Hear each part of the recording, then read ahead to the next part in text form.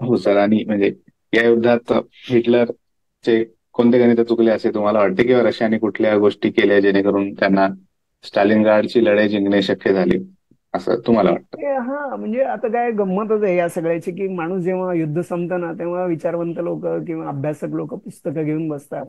मग पत्रव्यवहार तपासतात आणि मग मग म्हणतात अरे हे असं करायला पाहिजे होतं, हे तसं करायला पाहिजे होतं. तर त्याच्यात काही फार अर्थ असत नाही, पण तरी देखील प्रत्येक युद्धाचं विश्लेषण केलं पाहिजे. आणि म्हणजे पुढच्या वेळेला अं, त्याच चुका करण्यापेक्षा आपण वेगळ्या चुका काहीतरी करतो आणि त्यातून काहीतरी शिकणं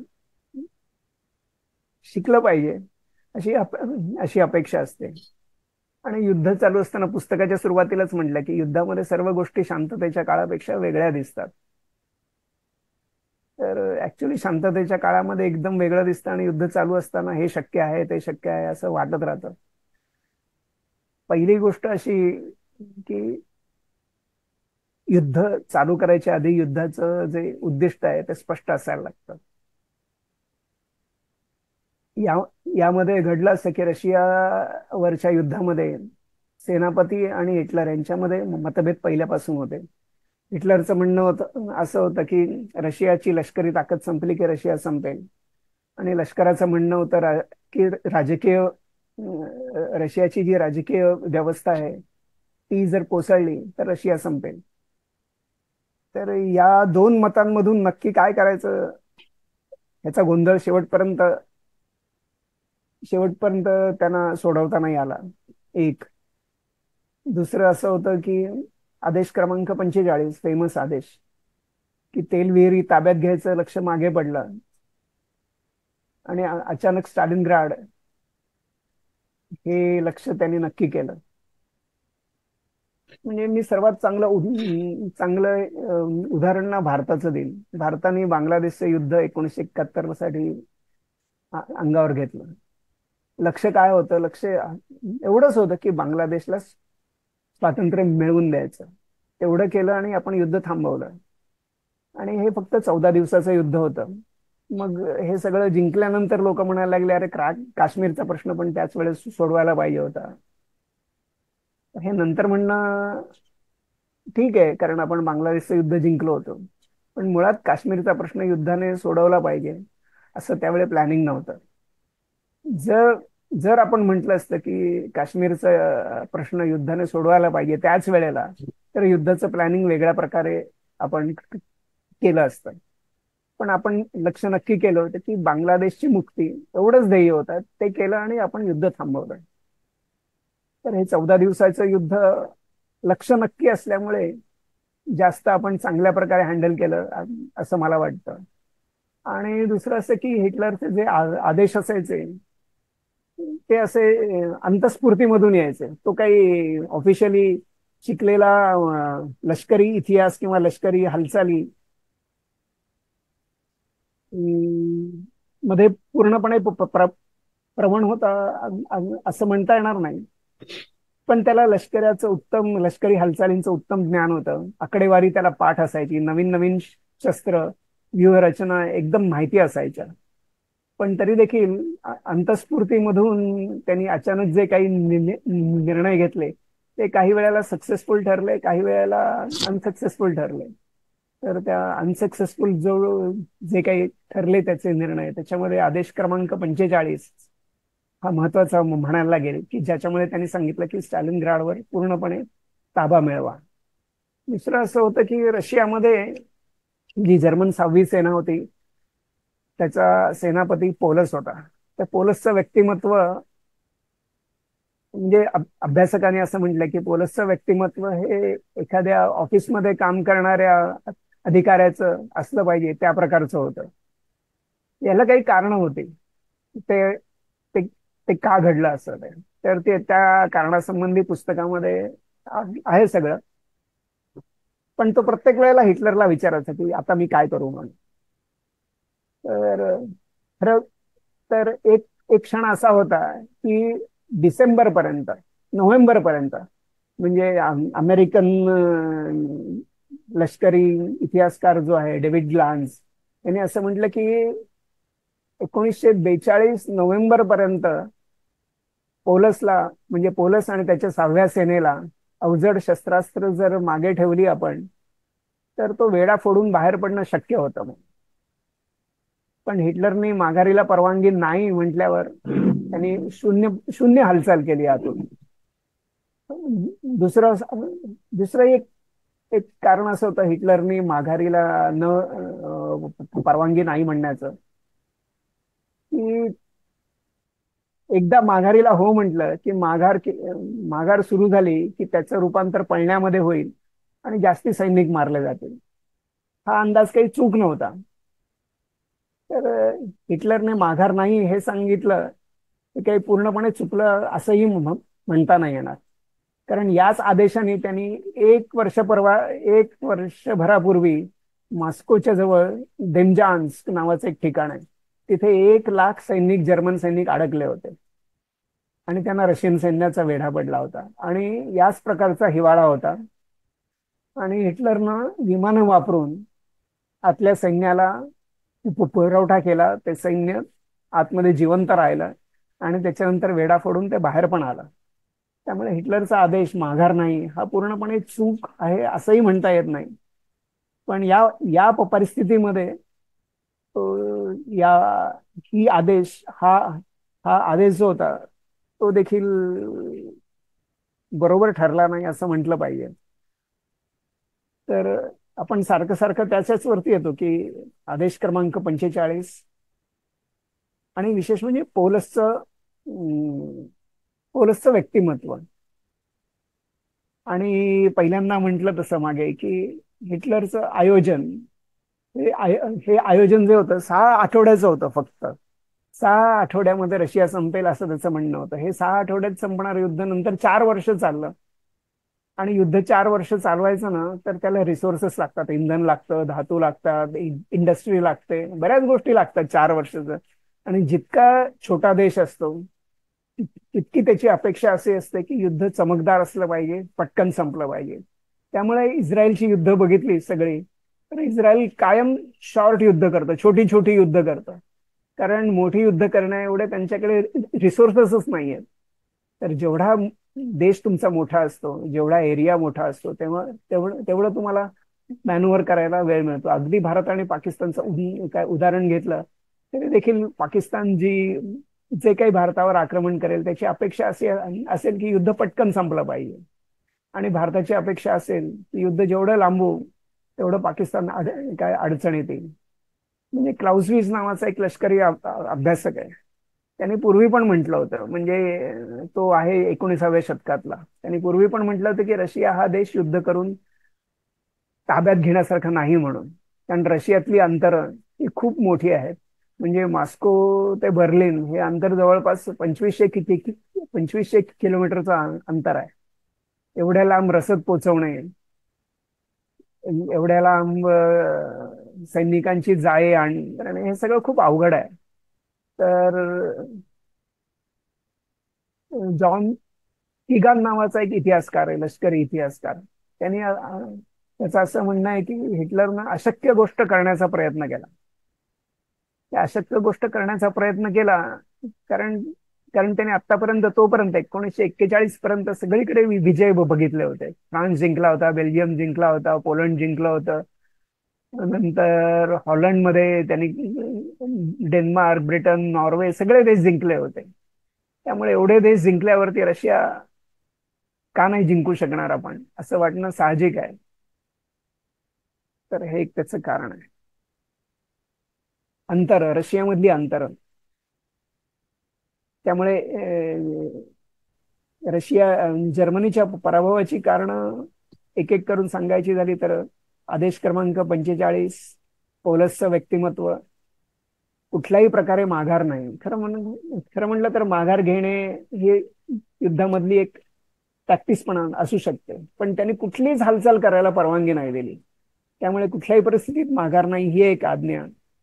आणि युद्धाचं एकंदर प्लॅनिंग, त्याच्यामुळे स्टालिनग्राडमध्ये जर्मनीला हार पत्करावी लागली असं म्हणता येईल. हो. आणि सर, या लढाईचे दुसऱ्या महायुद्धाच्या संदर्भात काय महत्व आहे असे तुम्हाला वाटते? तुम्ही पुस्तकात असे म्हटले आहे की या लढाईने दुसऱ्या महायुद्धाचे रंग पालटून टाकले आणि जर्मनीचा दुसऱ्या महायुद्धातील अश्वमेधाचा घोडा स्टालिनग्राडने अडवला. म्हणजे त्याबद्दल आता तुम्ही बोललाच थोडं, पण तरी. दुसऱ्या महायुद्धाच्या संदर्भात याचे परिणाम खूप मोठे आहेत, की जर्मनीला 1941 पर्यंत तरी कोणी अडवलं नव्हतं. आणि ह्याच्यावर ओके. काय उत्तर आहे ते लोकांची शोधाशोध चालू होती अशा प्रकारच्या युद्धावरती.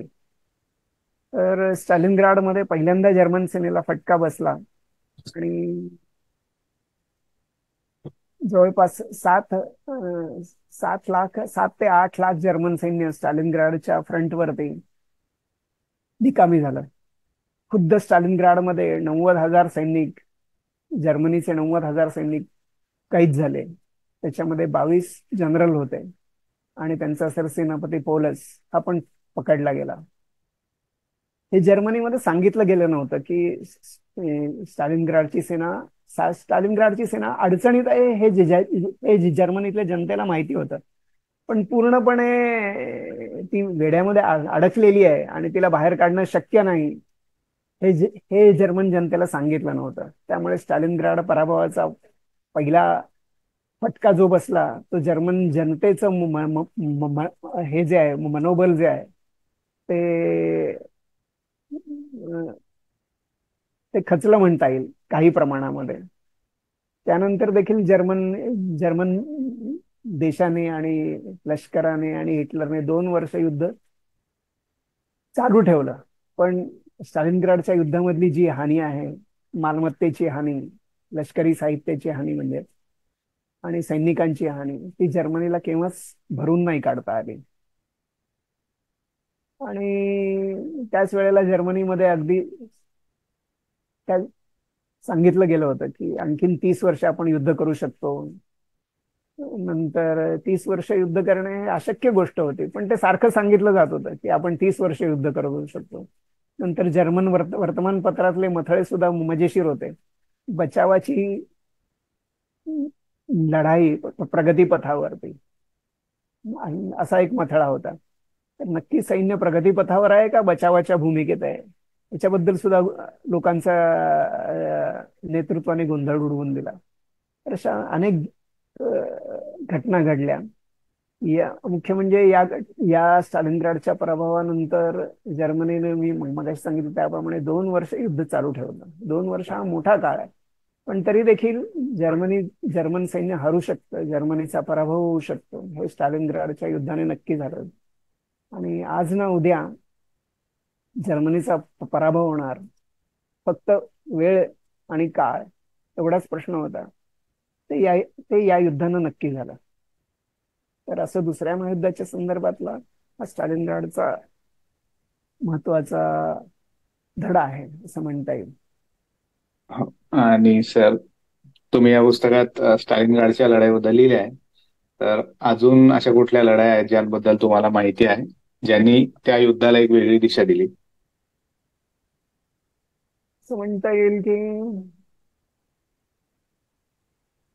आपण परत महाराष्ट्रातल्या युद्ध पद्धतीवरती गनिमी कावा हे जे प्रकरण आहे ना, गनिमी कावा या प्रकरणामध्ये केव्हाच निर्णायक संघर्ष होत नाही. शत्रूला त्रास देणे आणि शत्रूने हल्ला केला तर पळणे, ही या प्रकारच्या युद्धातली टॅक्टिक्स असते, म्हणजे पद्धत असते. निर्णायक युद्ध म्हणजे क्लिअर कट पराभव समोरच्या माणसाचा, शत्रूचा झाला पाहिजे. आणि त्याचे परिणाम जे असतात, त्या संघर्षाचे परिणाम ते लांबवर झाले पाहिजेत. तर दुसऱ्या 20व्या शतकाचा विचार करायचा झाला तर बॅटल ऑफ मिडवे ही दुसऱ्या महायुद्धातलीच नौदलाची, जपान आणि अमेरिकेच्या नौदलामधली लढाई आहे. ही 4 जून 1942 ते 7 जून अशी 3 दिवस झाली. अमेरिकन नौसेनेकडे 34 बोटी होत्या, 16 पाणबुड्या, आणि जपानी सेनेकडे 54 विविध प्रकारच्या बोटी, 54 विविध प्रकारच्या बोटी, 13 पाणबुड्या होत्या. पण या युद्धाच्या तिसऱ्या तिसऱ्या आणि शेवटच्या दिवशी जपानच्या 4 विमानवाहू युद्धनौका अमेरिकेनं बुडवल्या, 248 विमानं पाडली आणि 3,000 जापनीज सैनिक निकामी केले त्यांनी. अमेरिकन सेनेला याच्यात यश मिळालं याचं कारण असं होतं की जापनीज सेनेचा जो कोड होता तो कोड त्यांनी ब्रेक केला होता, संदेशवहनाचा कोड. तर ही एक, आणि या युद्धाच्या शेवटी निश्चित असं झालं की पॅसिफिक मध्ये, कारण जपाननी पर्ल हार्बरवर हल्ला करून युद्धाला सुरुवात केली होती, त्यामुळे पॅसिफिक महासागरावरती जपानीज नौसेनेचं वर्चस्व राहणार अशी हवा होती त्यावेळेला. असं असताना बॅटल ऑफ मिडवे मध्ये अमेरिकेनं जपानचा पराभव करून पॅसिफिक महासागरावर अमेरिकन वर्चस्व राहील हे पाहिलं. आणि युद्ध संपेपर्यंत केव्हाच जापनीज नौदलाला तोंड वर काढता आलं नाही. आणि त्यानंतरचं युद्ध म्हणता येईल व्हिएतनाम मधलं. व्हिएतनाममध्ये पूर्वी फ्रेंचांची सेना होती, तर तिथे 1945 म्हणजे दुसरं महायुद्ध संपल्यानंतर व्हिएतनाममध्ये परत फ्रेंच आणि व्हिएतनामी स्वातंत्र्य सैनिक असा संघर्ष चालू झाला. आणि व्हिएतनामी सैनिकांनी गनिमी काव्यानं लढण्याचा प्रयत्न केला, पण त्या संघर्षाचा निर्णय काही होत नव्हता. तर या संघर्षाचा निर्णय लागण्यासाठी दिएन बेन फू या नावाचं एक उत्तर व्हिएतनाममध्ये एक ठिकाण आहे. त्याच्या चारी बाजूनी डोंगर आहेत आणि मध्ये त्या डोंगरांच्या पायथ्याशी फ्रेंच सैनिकांनी 14,000 सैनिकांचा एक मोठा तळ बसवला. त्यांचा हेतू असा होता की व्हिएतनामी सैनिकांनी आक्रमण केलं पाहिजे आपल्यावरती आणि त्या आक्रमणामध्ये आपण त्यांचा पूर्णपणे पराभव केला पाहिजे. तर त्याच्यामध्ये आतमध्ये धावपट्टी होती, 14 स्क्वेअर किलोमीटरचा जवळपास परिसर होता. 14,000 सैनिक, आतमध्ये एक विमानांची धावपट्टी, 34 विमानं पुरवठा करण्यासाठी, काही प्रमाणात रणगाडे, बऱ्याच तोफा, असा सगळा हा तळ होता. पण या 14,000च्या सेनेला व्हिएतनामी सैनिकांनी वेढा घातला आणि जवळपास 2.5 महिने युद्ध चाललंय. आणि त्या 2.5 महिन्याच्या युद्धामध्ये फ्रेंचांचा पूर्णपणे पराभव व्हिएतनामी सैनिकांनी केला. आणि त्यामुळे फ्रेंचांचा पूर्णपणे पराभव झाल्यावरती त्यांना व्हिएतनाम मधून हलण्याशिवाय पर्याय उरला नाही कुठलाही. आणि व्हिएतनाम अर्धा का होईना, उत्तर व्हिएतनाम पूर्णपणे या युद्धामुळे स्वतंत्र झाला असं म्हणता येईल. त्यामुळे ही ही दोन हे दोन निर्णायक संघर्ष 20व्या शतकातले. आणि शिवाय मगाशी म्हटलं तसं की बांगलादेशचा युद्ध, की बांगलादेश नावाचा एक देश भारताच्या लष्करी कारवाईने जन्माला आला. ही 3 युद्ध निर्णायक म्हणून सांगता येतील. इस्रायल अरब संघर्ष हे याच्यामध्ये घेतलेला नाहीये, कारण ते संघर्ष अजून हे प्रकरण चालूच आहे. इस्रायल आणि पॅलेस्टाईन आणि बाकी अरब लोकांचे संघर्ष हे ते काही मिटलेलं नाहीये. सर, हे पुस्तक कसे वाचले पाहिजे असे तुम्हाला वाटते, म्हणजे तुमचे पुस्तक जे आहे? अरे, हे पुस्तक कसं वाचलं पाहिजे ना, म्हणजे हे पुस्तक कसं लिहिलं आणि कसं छापलं गेलंय त्याचीच एक छोटीशी गोष्ट आहे. हे पुस्तक लिहिलं खरं मी अर्धा पुस्तकांचे संदर्भ वापरून, आणि लोक म्हणाले अरे हे फार किचकट पुस्तक झालेलं आहे. तर मी म्हणेन ते किचकट पुस्तक सोपं करण्याचा मी बराच प्रयत्न केला. जेवढ्या शक्य होईल तेवढं मी ते सोपं करण्याचा प्रयत्न केलाय. पण ते आणखीन सोपं वाटण्यासाठी माझी जी काही भूमिका आहे 1.5-2 पानांची आहे, ती पहिल्यांदा वाचावी असं मी म्हणतो. नंतर शशिकांत पित्रे, मेजर जनरल निवृत्त, यांनी त्याला प्रस्तावना लिहिलेली आहे. आणि मेजर जनरल शशिकांत पित्र्यांची स्वतःची पण पुस्तकं आहेत. तर त्यांनी ते स्पष्ट करून सांगितलेलं आहे आणखीन की स्टालिनग्राडचं युद्ध काय काय काय अडचणी झाल्या त्याच्यामध्ये आणि काय घडलं एक्झॅक्टली. ते एक 2 पानांची प्रस्तावना आहे. तर ती प्रस्तावना वाचावी त्याच्यानंतर, म्हणजे पहिल्यांदा भूमिका वाचावी, त्याच्यानंतर प्रस्तावना वाचावी. आणि मी असं म्हणेन की आता वाटलं तर लगेच पहिल्या प्रकरणाला सुरुवात करण्यापेक्षा ना त्याचा जो उपसंहार आहे शेवटचा, तो वाचावा. उपसंहार वाचल्यानंतर त्याची भव्यता लक्षात येईल, मानवी प्रयत्नांच्या मर्यादा लक्षात येतील. आणि त्याच्यानंतर पहिलं प्रकरण वाचावं. आणि एकदा पहिलं प्रकरण हातात घेतलं की सलग मग 9व्या प्रकरणापर्यंत, 8व्या प्रकरणापर्यंत वाचलं पाहिजे. एकही प्रकरण गाळलं तर पुढे काय घडलं समजणार नाही. एकही पान गाळलं तर अडचण येऊ शकते. दुसरं असं की वाचकांची प्रतिक्रिया अशा होती की अरे ते सेनेचे क्रमांक, सेनापतींची नावं, हे सगळं काही लक्षात राहत नाही. शक्य आहे, पण निदान मेन मेन ह्याच्यातली जे व्यक्तिमत्व आहेत, स्टालिन आणि हिटलर, ही तर नावं आपल्याला प्रत्येकाला माहिती असतात, त्यामुळे ती लक्षात ठेवण्याची गरज नाही. पण कोणाचं नाव लक्षात राहिलं पाहिजे तर 6व्या आर्मीचा जो सेनापती होता जनरल पोलस लक्षात राहायला पाहिजे. जनरल मॅनस्टाईन, ज्याला हिटलरनी पाठवल्यानंतर की स्टालिनग्राडचा वेढा बाहेर न फोडता येतो का, तर तो मॅनस्टाईन लक्षात राहायला पाहिजे. आणि जनरल पोलसला विरोध करणाऱ्या ज्या रशियन सेना होत्या स्टालिनग्राड मधल्या, विशेषतः चुईकावच्या हाताखालची सेना, 62 क्रमांकाची सेना, तर 62 क्रमांकाची सेना आपण लक्षात ठेवली पाहिजे. आणि जनरल येरमेन्को, ज्याच्याकडे संपूर्ण स्टालिनग्राडची जबाबदारी होती, तर येरमेन्कोचं नाव लक्षात ठेवलं पाहिजे. येरमेन्कोच्या भूमिका लक्षात ठेवल्या पाहिजे. आणि एवढी ही 4-5 नावं लक्षात ठेवली तरी स्टालिनग्राड युद्धाचा अंदाज येऊ शकेल. दुसरं असं की आपल्याला भूगोल माहिती पाहिजे. म्हणजे ही हा जो संघर्ष आहे तो डॉन आणि व्होल्गा ह्याच्या पट्ट्यामध्ये घडलेला संघर्ष आहे. तर डॉन आणि व्होल्गेमधलं अंतर आपल्याला माहिती असलं पाहिजे. नंतर व्होल्गा हे स्टालिनग्राडच्या मागे होते का पुढे होती, हे आपल्याला माहिती पाहिजे. नंतर रशियन तेलविहिरी जे आहेत, बाकू, ग्रोझनी, दक्षिणेमधल्या, या आपल्याला माहिती पाहिजेत कुठल्या ठिकाणी आहेत त्या. युक्रेन ते स्टालिनग्राड हे अंतर माहिती पाहिजे. हे अंतर, तारखा आणि भूगोल, they play major role in this book और इन दिस बॅटल असं म्हणता येईल. तर हे सगळं आपण लक्षात ठेवलं पाहिजे.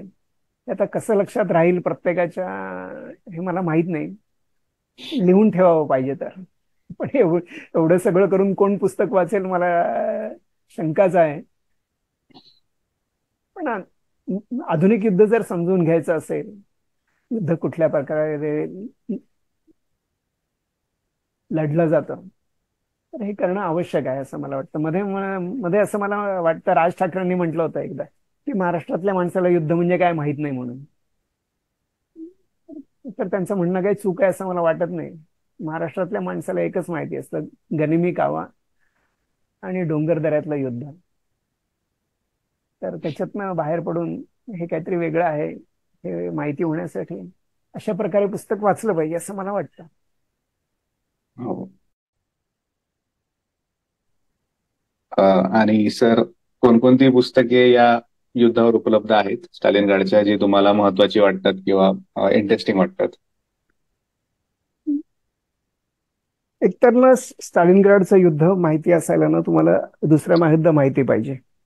तर त्यामुळे दुसऱ्या महायुद्धावरचं विसा वाळिंब्यांचं एक पुस्तक आहे, एकदम जनरल पुस्तक आहे.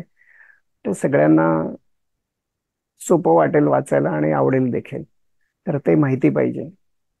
नंतर दुसऱ्या महायुद्धावरचं आणखीन एक म्हणजे युद्ध नेतृत्व, हे जे पुस्तक आहे ते सगळ्यांना माहिती पाहिजे, वाचलं पाहिजे म्हणजे सगळ्यांनी. आणि जनरल युद्धावरती थोडीशी आपल्याला बॅकग्राऊंड पाहिजे, नाहीतर त्याच्यातली टर्म्स आहेत युद्धामधल्या ना, त्याच समजत नाहीत माणसाला. तर त्या माहिती पाहिजेत. आणि मराठीतलं त्याच्यासाठी ना युद्धमीमांसा हे एक पुस्तक आहे. क्लाउसविच नावाचा जर्मन सेनापती होता, लष्करी अधिकारी होता. तर त्यांनी ऑन वॉर नावाचं पुस्तक लिहिलेलं आहे. तर त्या ऑन वॉरचं हे संक्षिप्त संक्षिप्त आवृत्ती आहे म्हणा, किंवा त्यांनी सोपं करून लिहिलेलं आहे. आणि भारतातल्या प्रत्येकाने वाचावं असं, की भारतातील युद्धशास्त्राची उपेक्षा हे जे पुस्तक आहे हे प्रत्येकाने वाचलं पाहिजे. छोटंसं आहे, 100 पानांचं पुस्तक आहे. आता आपण स्टालिनग्राडच्या युद्धावरती येऊ. स्टालिनग्राडचं युद्ध व्हायच्या आधी, रशियावरचं आक्रमण व्हायच्याही आधी, एकमेकां एकमेकांवर जी हेरगिरी करून जी माहिती जमवली गेली होती, त्यासाठी रेड ऑर्केस्ट्रा नावाचं एक पुस्तक आहे. ह्याच्यातले काही प्रसंग मी माझ्या पुस्तकामध्ये वापरलेले आहेत. तर हे आपण वाचलं पाहिजे प्रत्येकाने.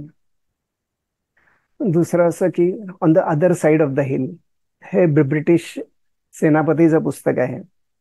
तर ह्याच्यात त्यांनी गंमत अशी केली आहे की युद्ध संपल्यावरती दोन्हीकडच्या सेनापतींची त्यांनी मुलाखत घेतलेली आहे. आमचा हा विचार होता तेव्हा तुमचा काय विचार चालू होता, आमचं हे प्लॅनिंग होतं तेव्हा तुमचं काय प्लॅनिंग चालू होतं, अशा प्रकारच्या त्यांनी मुलाखती घेऊन त्यांनी हे पुस्तक लिहिलेलं आहे. तर हे पण आपण वाचलं पाहिजे.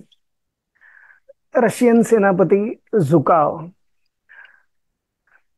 सरसेनापती, तर त्याचं हे पुस्तक वाचलं पाहिजे प्रत्येकाने. आठवणी आहेत त्याच्या.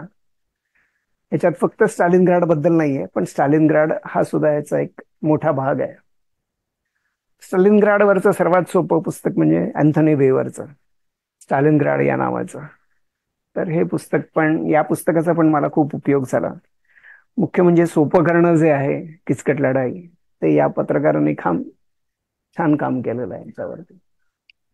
विल्यम शिररचं पुस्तक सगळ्यांना माहिती असतं, rise and fall of third राईश.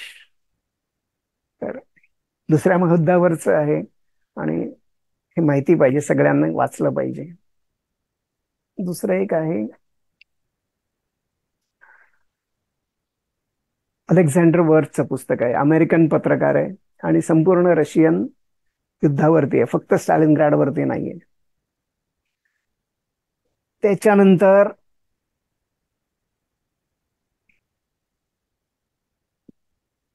German सेनापती मॅनस्टाईन लॉस्ट विक्टरीज नावाचं पुस्तक आहे आणि त्याच्या आठवणी आहेत त्याच्या. त्यांनी शेवटपर्यंत लावून धरलेलं आहे की हिटलरनी जर माघारीला हो म्हटलं असतं काही प्रमाणामध्ये, तर बरेच युद्ध जिंकणं शक्य होतं, बरेच संघर्षावर रशियन सेनेवर मात करणं शक्य होतं. हा मोठा सेनापती आहे जर्मन सेनापती. तर त्याच्या आठवणी आहेत मान्स्टाईनच्या, तर त्या आपण वाचल्या पाहिजे. नंतर हिटलर्स जनरल्स म्हणून एक पुस्तक आहे.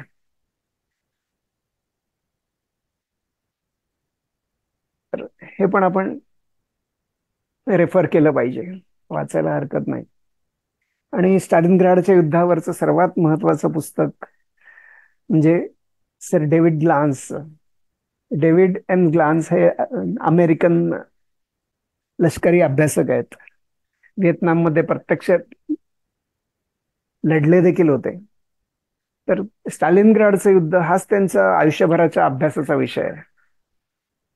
तर हे त्यांचे जे 3 खंड आहेत स्टालिनग्राडवरचे, हे त्यातला एक खंड हा आहे. तर ते 3 खंड फार किचकट आहेत, त्याच्यातले नकाशे पण समजत नाहीत आतमधले आपल्याला, पण अभ्यास कसा होऊ शकतो हे पुस्तक दाखवतं. तर हे पण आपण वाचलं पाहिजे.